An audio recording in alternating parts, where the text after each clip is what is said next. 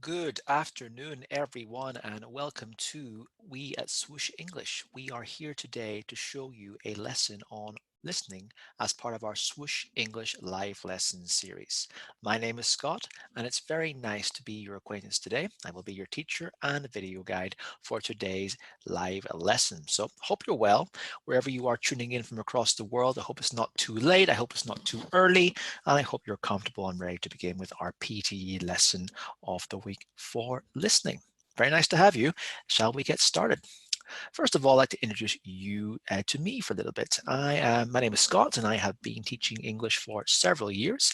And now here I am online with Swoosh English as part of their PTE academic series. A lot of great content here as part of this course, and we hope that you have been finding it useful if you're watching on Facebook, YouTube, or live with us via Swoosh English themselves. So today's lesson content is going to be obviously on listening. I'm going to start by going through a little bit of information, introducing you to what can be expected for the listening lesson on the day of the examination. Our listening focus prompt today will be a course on write from dictation. We're going to go through how to approach write from dictation in terms of the procedure, some strategies, and some scoring, and even some tips, etc. as well. So a bit of a comprehensive guide how to do this while focusing on some specific tasks. The specific task we're going to focus on today includes spelling and finding the mistakes practice. Very useful for this type of task, and we'll reveal a bit more about it whenever we get to that part of the lesson. And of course, you're going to practice some write from dictation mock prompts. Highly essential. It is, after all, what you're here to do today. And that is actually practice for the PTE examination. And then, of course, end this lesson with some question and answers and some feedback. It's your opportunity to get in touch with us at Swoosh English. Voice your concerns, whether it's about the courses that we offer, whether it's about write dictation from itself, or even any other questions. Even a nice friendly hello to me would be nice. So hello to everyone. If you want to say hello to me back, that would be great. A lot to cram in today. Let's get started with our listening lesson. First of all, a bit of an overview of the listening test overall. So of course, every lesson we'd like to go through the structure of the listening test. It's highly useful for you guys to memorize this, so therefore you are aware about what you have to do in the day and in what procedure to ensure that you manage to actually do every single section of this test in practice, so there's no hidden or nasty surprises on the day. So the listening section is 8 different types of task. It's quite long at 45 to 57 minutes, and also it takes up paper 3 of the PTE examination. As you can see at the very bottom, write from dictation has been highlighted in red. It is the last section of the listening test. Woohoo! Once you've done this, then you are finished with PTE. So good news for that. And also, as you can see, there are 3 to 4 different items that you have to do for this day. So write from dictation, 3 to 4 items as part of the listening test. Also, a little bit more information about the task at the very bottom. You will see that we have divided the table into different tasks, and also we have 4 different headings here regarding the different information that you need to know for this task. We're only going to focus on write from dictation, but of course, if you want to look at any of the other sections of the test, then please pause the video lesson and obviously screenshot this image yourself, this table, and utilize it for your own PTE preparation and study means. But as I said, we'll focus primarily here on a write from dictation. The task is, of course, type your answer and you hear the audio. You are assessed on your listening and writing. So of course, listening is the primary skill that is assessed, but of course your writing is also assessed, given that you have to obviously write down in transcript form what you have heard via your listening prompts. And the prompts are nice and short at 3 to 5 seconds overall. And as we covered previously, there will be 3 to 4 of these prompts on the day of the exam. So a nice variety of different types of questions. That's a brief overview of the task.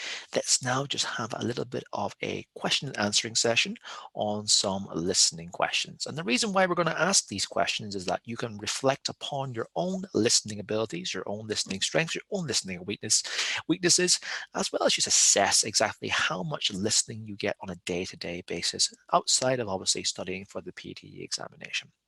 First and foremost, do you work in an English-speaking environment? If you do work in an English-speaking environment, then you are at a massive advantage over people who do not for the PTE examination.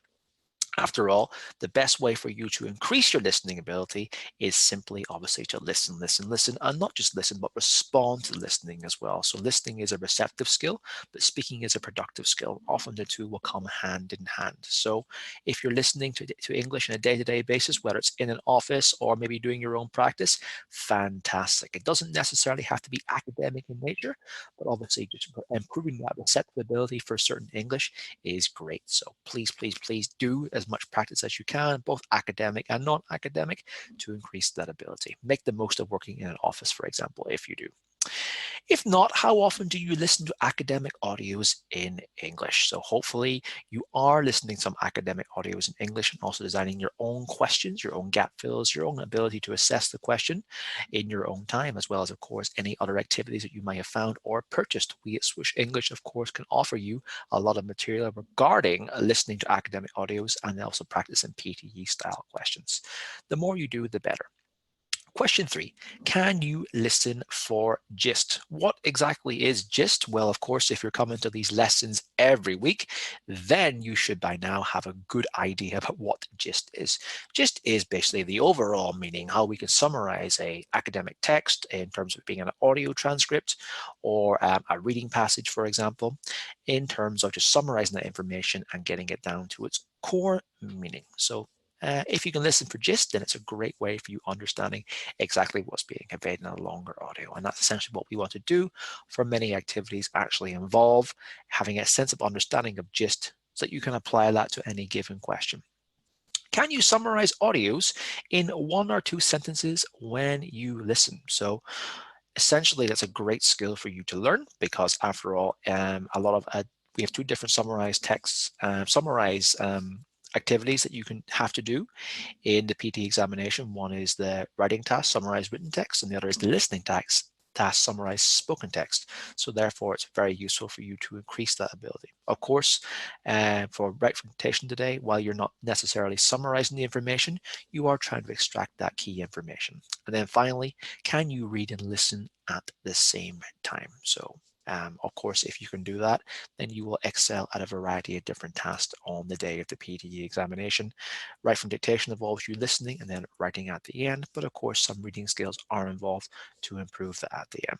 So just assess your own ability with each of these 5 questions, and if you feel like you're falling short in your own time, you should be improving your ability to read and listen at the same time, your summarize abilities, as well as your ability to listen for gist and extract key information. And hopefully you do work in an English speaking environment where you can make the most of those skills without even having to work at it. It would be fantastic. Okay, now let's have a look at the task overview for write from dictation. What is the task? Well, your response for write from dictation is your ability to understand and remember a sentence you hear and then write it exactly as you hear it using correct spelling. It's not as complicated as other tasks. Basically, you have to hear a sentence and write it down exactly as you hear it, omitting or changing as little as possible.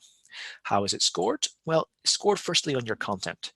Does your response include all the words in the sentence and only these words?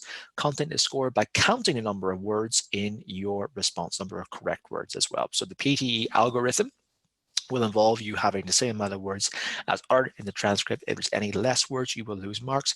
If any words have also been changed, then you will also lose marks too. If all the words are right and spelled correctly, you receive the maximum score points for this question type. If one or more words are incorrect, then partial credit scoring applies. So even if you miss a few words, you might not necessarily get 0. It depends, of course, on the relevance of your answer in terms of everything else. But to get the maximum points, all words being correct are essential and also spelt correctly too. How long do you have to complete this task? Well, the recording is 3 to 5 seconds long, and then you have 30 to 60 seconds to check and edit your answer to ensure everything is in the right order and also everything is spelled correctly too, as well as making sure that you've used correct punctuation for your task as well. And how many of these prompts do you have to complete? There'll be 3 to 4 on the day of the examination. So memorize this in terms of how you're scored, how long the task is, and how many prompts you have to do so that you feel like you are prepared on the day of the examination. Now, let's start going through our method before we actually get into our prompts. So we're going to split this method down into 3 sections: before listening, during listening and after listening. Now, the before listening section is quite short, but it is still worthwhile for you to learn what you can do in that time to maximize your score. So before listening, you have 7 seconds before the recording begins. It's not a lot of time, but what you should do is just calm yourself and focus so that you don't miss any words. Also, make sure you are ready to begin writing either on your erasable notepad or on the screen. Don't sit back and chill too much because after all, you might be caught unawares when that recording begins and then you're not aware. You're scrambling then for your cursor and your mouse to make sure that you're able to write either on the notepad or on the computer itself. And you might actually miss out on taking down some of those essential key words. So key takeaway from this is be relaxed, but not too relaxed. Remain calm, make sure everything's working. You're feeling comfortable, your headset's working, and you are ready to begin in those 7 seconds. Now, during listening, write down all the content words within the sentence. Now, what do I mean by content words? But they are basically the key words, the words that cannot be replaced and actually convey most information in the sentence. Don't worry about minor words at this stage, such as articles or prepositions. You can insert these after based on your grammatical knowledge. Now, the reason why you should obviously focus on the content words is because you only hear the recording once. By content words, I mean nouns, verbs, adjectives, adverbs, specific nouns such as dates, names, numbers, etc. If you miss these, you will not be able to hear the recording again, and then these will be completely lost in terms of your content, as these words will have to be omitted. So if you get anything, make sure you get these. And of course, if you are a great listener and you have a memory that's able to pick up everything that's been uttered, then write down absolutely everything. It's fine. But a lot of people, obviously, depending on the prompt length, will obviously miss words. So that's why if you miss the minor words, such as your prepositions, off, on, in, etc., articles, the, and any other minor words, then these can actually be added in later based on your knowledge of sentence structure and also of grammar. So it's not the end of the world if you miss them. You can't afford to miss them, whereas the key content words, you cannot. Try to focus on the meaning of the sentence. So with those key words that you've taken down, what meaning is being derived from it? How might these words be linked together? You might have gotten some of the minor words, that's great. If not, then try and piece it together and try to convey what it means based on your grammatical knowledge, as well as your memory of what you heard during the listening. Also, don't worry about spelling at this stage. So if you have to take down your notes nice and speedily, you may make a mistake. Don't worry about it too much at this stage because this is not your official answer. The most important thing is just making sure that you take down your notes in a nice, efficient manner. So don't focus too much on the spelling at this point. Also, try to write fast as you can and don't stop to check anything. Once again, writing down those notes as quickly as possible in that time to ensure you made the most of that time listening to the recording once is essential. Don't worry about changing anything you've written down. Don't make any additions at this point. So the takeaway from during the listening is take down your key content words, do it speedily, and don't make any additions at this point. That can come in the after listening section. Speaking about after listening, once you've heard the recording, you have some time to do the following. Write your sentence on the screen or complete your sentence. Review the sentence for grammar, word form, and word order, adding in any words that you left out. So put your keywords in order, have a look and see what's missing. How can the ideas be linked together? How can it make sense? Is it being used in the active voice, the passive voice? What tense might be used as well? And then obviously using that utilization of the knowledge of the English grammar, add in any words that you left out based on your knowledge. Now you come to your spelling. Double check that spelling of every word, including word endings and plural words. That obviously comes into your grammatical knowledge. Make sure the spelling is correct. Also look at the word endings. Has the right form of the word being used? What about your subject verb agreements, etc.? And also any plural words, which will also change your subject verb agreements. Make sure if you heard a s sound that you include that s sound at the very end. And also, marks are awarded for every correct word spelled correctly. If you have several words correct, you could get 0 for this task and also 0 for content. So spelling is highly essential. As a bit of a review of this section, remember, pre-listening, don't worry so much, get ready to write, During your listening, ensure that you have taken down the keywords. Don't worry about stopping and changing or editing anything and checking your spelling. That comes in the after listening. Piece together your sentence based on those keywords you've taken down. Include any additions, change your words around, and check that spelling to ensure that everything is as correct as possible. So a nice simple method for this task. If this works for you, it's great. There are obviously different things that you can do, but if you're new to write from dictation, I highly recommend that you try this method for this task. As I have said several times, spelling is incredibly important for write from dictation. I cannot undermine or understate basically how important how important spelling is for this task. It's a very, very easy way for either you to gain marks or lose marks depending on how good you are at spelling, and most importantly, just putting yourself into the frame of mind and habits of checking your spelling. So you could be great at spelling, you might get lazy, you might rush, you might overlook things, and lose those easy marks. So in order to practice your own spelling ability, we are now going to do a spelling test. So what I'm going to do is I'm going to read out a word. And I want you, if you're obviously watching on Facebook or YouTube, is to simply write down that word, pause the video, write down the word according to how I've spelled it, and then resume the video until I say the next word, and we repeat the process again and again. For anyone who's taking part in this class, please write it in the chat box and we will check it afterwards. So, as I said, I will read out a word and I want you to type its spelling into the chat box. Okay, we're going to go through these in a nice chronological order. Remember to pause the video if you need extra time. Are you ready for the first word? Word number one is indictment. Write it down according to how you think it's spelled. Word number two, dilate. Write it down again. Remember, only you hear it once. Word number three, ingenious.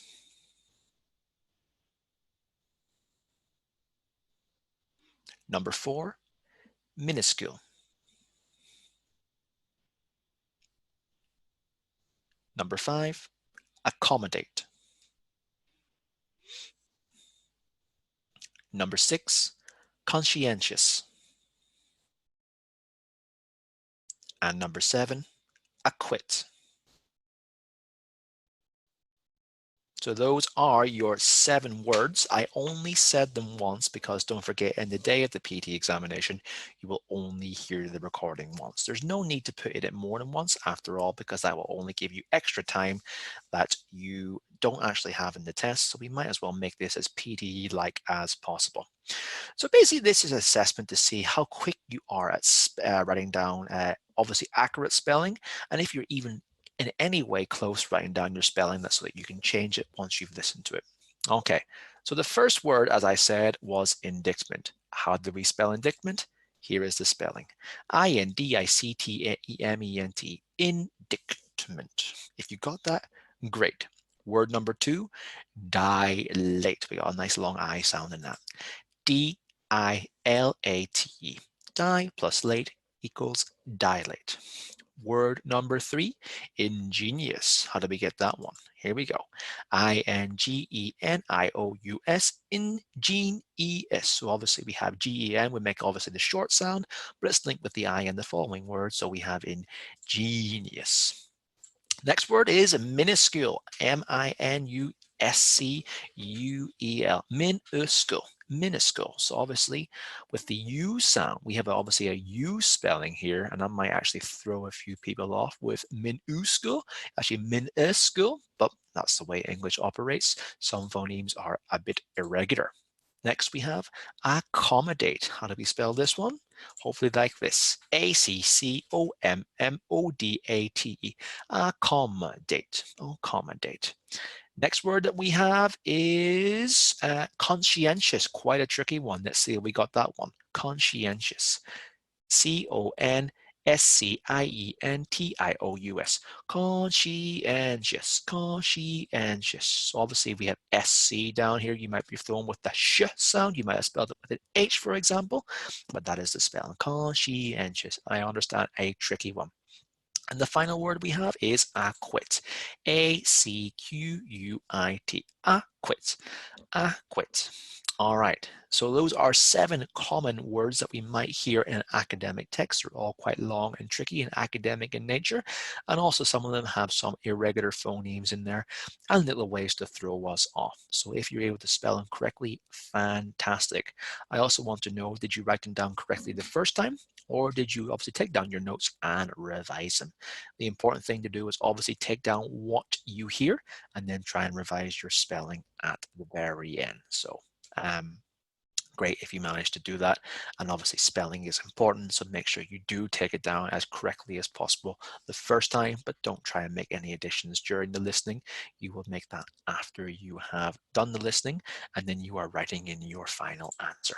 All right, spelling test done. Now we're going to move on to a find the mistakes exercise. So this exercise will be a great way for you to review some mistakes in terms of proofreading and try and ensure that we haven't made any mistakes in terms of our word order, our grammatical knowledge, or subject verb error, as well as any spelling errors as well. Very common mistakes that can be made in a write from dictation. So let's have a look at the following sentences. I want you to see if you can find the mistakes and what are they, and also see if we can correct those mistakes correctly as well. Let's look at the first example. The interview was broadcasted live over the internet. Pause the video, have a look at the mistake, and see if you can correct it. What do we think? What about the second one? I'm so glad that he spoke in my behalf because I felt awful that I couldn't make it to event. All right, so don't forget there may be more than one mistake in some of these as well. Don't just settle for the first one. Make sure you read the sentence entirely and see if you can pick out one or more. Example number 3. 5 of the students failed to submit their assignment last Friday. So as we can see, all of these examples are actually the equivalent length to what you might actually have in a write from dictation. So these mistakes are all very plausible and also very directly equatable to write from dictation. Number 4. I think the importance of creative today real reflect a fundamental shift in the nature of my webcam's in the way of the economy. That's quite a mouthful, that sentence. I think the importance of creative today real reflect a fundamental shift in the nature of the economy. Ooh, there's probably quite a few mistakes in that one, so make sure you have a good look over it. Next example. The best parts of the trip was the opportunities to sightsee and relax. Ooh, what do we think about that one? Next example. It was a frustrating situation because we were incapable of helping. Near the very end now. Next example. I've accepted the fact that we'll have to think up brand new activities next summer. And I think we have one more example. Oh, that's it, sorry. That's our example. So let me just go back to the previous slide here. Have a look at these 7 sentences.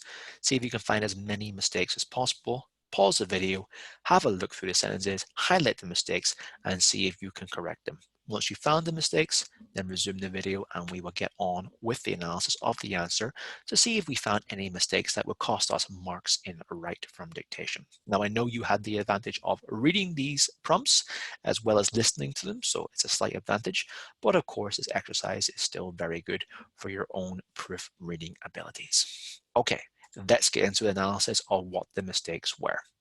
What do we get for the first one? Well, as we can see, we have the words in green highlight the adjustments that have been made. So the interview was broadcast live over the internet versus the interview was broadcasted live over the internet. So we don't actually use broadcast with ed at the end because broadcast is an irregular verb. It doesn't change in the simple past and participle form, just like the verbs let, bet, set, put, cut, and shut. They stay the same across the 3 main verb forms of verb 1, verb 2, and verb 3 in terms of the past participle. The interview was broadcast live over the internet versus the interview was broadcasted live over the internet. So we also have changed the following word as well. We have life and life. Example 2. I'm so glad that he spoke on my behalf because I felt awful that I couldn't make it to the event. So this is a collocation with on. We don't say spoke in, we say spoke on this case. We say speak on someone's behalf. And also the article has been changed here as well. If we look at the previous example, I felt awful that I couldn't make it to the event. Instead, if we have a look here, I couldn't make it to event. So we're talking about a specific event here in this example, so we need to add the article the at the very end as well. So make sure that we include that article in terms of our knowledge of how they work. Quite convoluted, but we just know that it's talking about a specific event, therefore we need the article. All right, next example. 5 of the students failed to submit their assignments last Friday. So we got a lot going on here. 5 of the students failed to submit their assignments. We have a spelling error here in terms of students. We're missing the T and the S. We couldn't say 5 of the student. It, after all, is plural, so S needs to be added on. We have failed versus fail with ED. We also have the wrong spelling of the word there. We spelled it with a THERE, which is referring to a location, for example, over there. This is the plural possessive form of their assignment, so it belongs to them, THEIR. And once again, assignments is also lacking an S as well, so we need to include a different S. So as we see, we could obviously take down student and we could take down assignment. We might actually miss the S, for example, but we know from our listening, if we read the rest of the sentence, that we need to have S's added on because of our knowledge how the sentence works. We have various plurals that have been depicted. 5 of the students failed to submit their assignments last Friday. So as we can see from our knowledge of the grammar of the sentence, we can actually change those down to get a bit more accuracy. Our next example. I think the importance of creativity today really reflects a fundamental shift in the nature of the economy. Wow, that's quite a wordy one. Let's look at the first example before moving on to that. I think the importance of creativity, we know that this needs to be a noun because it follows on from the article the here, whereas important is an adjective, an important something. And also the same with creative as well. Creative is an adjective. We're needing a noun. The importance of creativity. Obviously, this preposition is conjoining with importance and creativity on, and we also know this follows the, therefore it needs to be a noun at the end. They real reflect a fundamental shift. So if we have a look at real reflect here, what's real? We know this is actually an adverb. It's been joined on to reflect a fundamental shift in the nature of the economy. A fundamental shift in the nature of the economy. Let's look at the correct answer so that we can compare that. So really reflects a fundamental shift. We can't say a fundamental shift. It's not a word. Fundamental is actually an adjective. So we need to change that on. Also really is an adverbial clause phrase that's joining these words on to do. And we need to also have reflects as well because we're talking about the third person of creativity. So creativity reflects in this case, third person pronoun in this case. So quite a lengthy one, but as we can see, our knowledge of grammar and the way word order works in terms of word form, that's how we make these changes. Let's have a look at the other ones. So we have the next one. The best parts of the trip were the opportunities to sightsee and relax. Well, of course, we have subject-verb agreement here. We can't say was the opportunity because we have best parts. It's referring to the plural, therefore was needs to become were in this case. The subject of the sentence is parts, which is plural, and the verb is was, which is singular. So best parts is plural. As I said, was is singular. We need to then join on the parts part to this auxiliary verb and also make that plural as well. So we change it to were as well as opportunities. It was a frustrating situation because we were incapable of helping. So capable is actually quite a positive sounding word, whereas incapable is often used in a negative sense. And we know this is a negative sentence because we have frustrating here.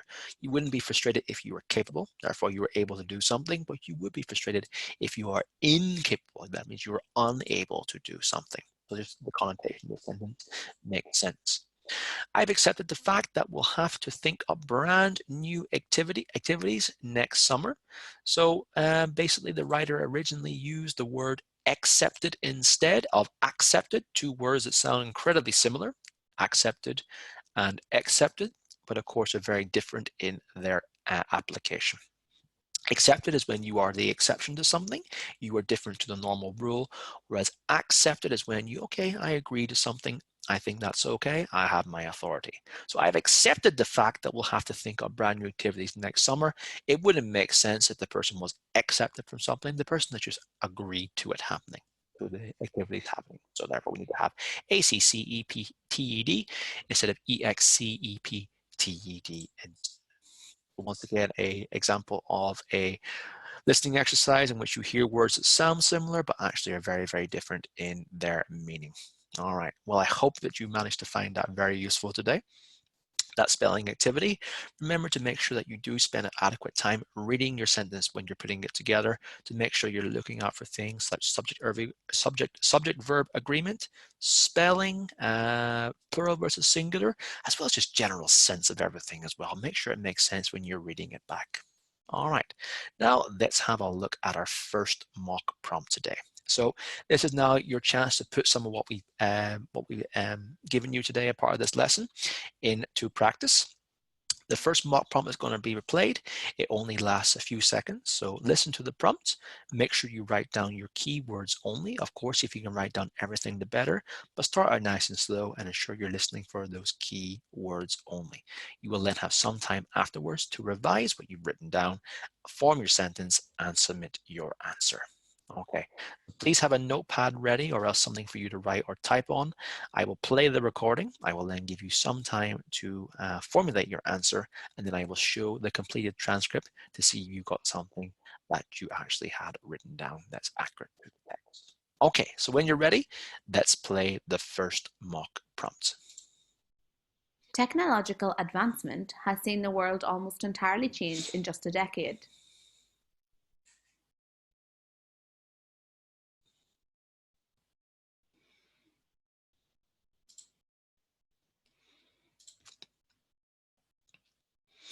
All right, did you manage to get the recording from the first time? Now spend a little bit of time writing down your answer. You have about 30 seconds or so to finalize that answer, so make the most of that time.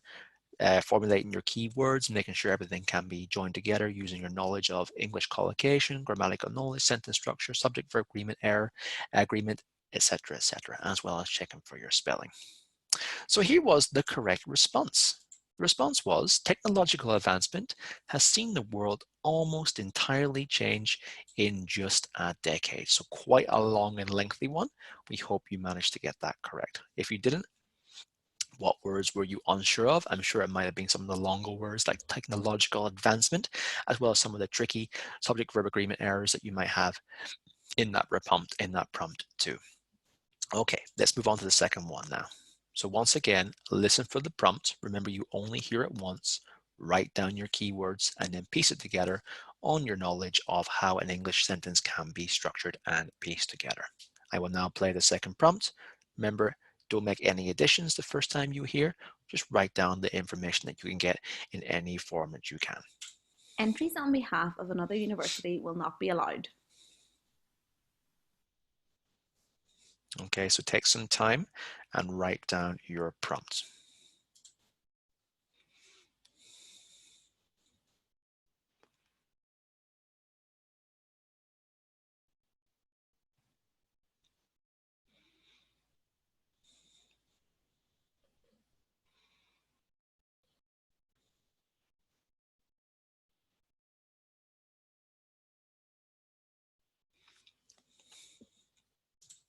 How did you get on?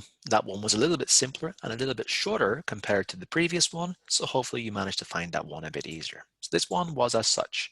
Entries on behalf of another university will not be allowed. Also notice how the speaker mostly stresses the key content words, so always listen out for the words that are stressed too, because they're often important to the meaning of the sentence and integral to its full answer. Mock prompt 3.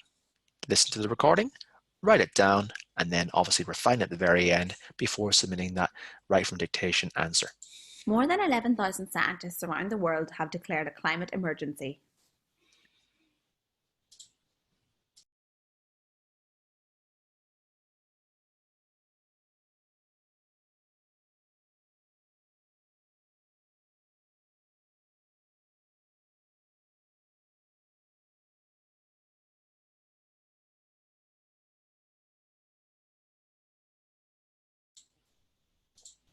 How did you get on? Here is the complete transcript to that answer. More than 11,000 scientists around the world have declared a climate emergency. So maybe quite tricky in terms of the number. How can you equate what you've heard into a numerical value? You might very easily write 1100 or 11 instead of 11,000. So well done if you managed to get that one correct. Mock prompt number 4. Gene editing is becoming more of a feature of gene therapy.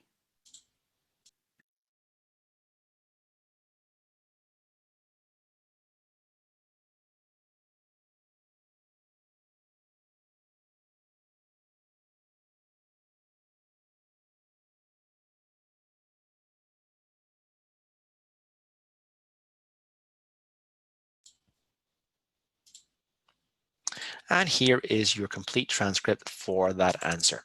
Gene editing is becoming more of a feature of gene therapy. So you might have quite a tricky word with that word gene. There are different spellings for that. After all, you can wear jeans in terms of the clothing, but we know we don't talk about gene therapy in terms of the item of clothing we wear. We refer to it in a biological and scientific sense, Gene.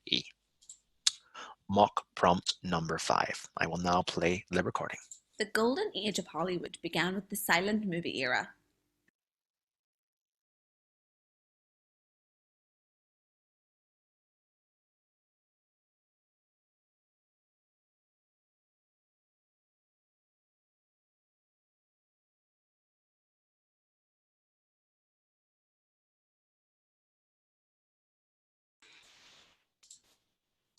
And let's see how we got on. So this is the complete transcript. The golden age of Hollywood began with the silent movie era. So notice that certain words have been capitalized because they are referring obviously to a specific era or time. They also do need to be capitalized as well. All right, and now we have time for one more prompt today. Let's see if we can get this one completely correct. Applicants must hand in their documents by Friday.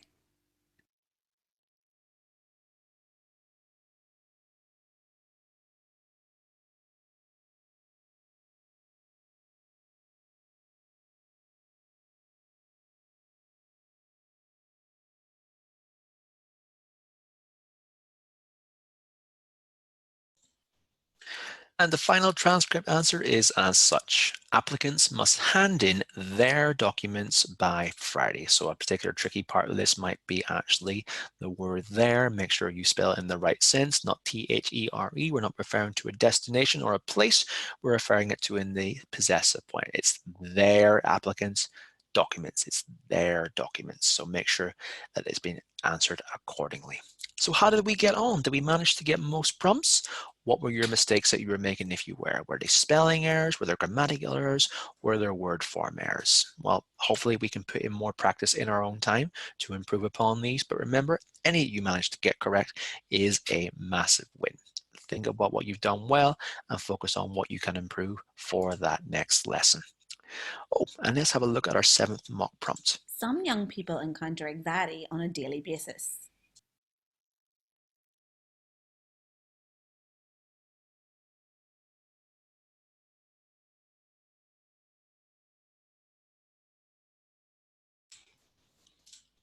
And our final transcript is as such. Some young people encounter anxiety on a daily basis. All right, fantastic.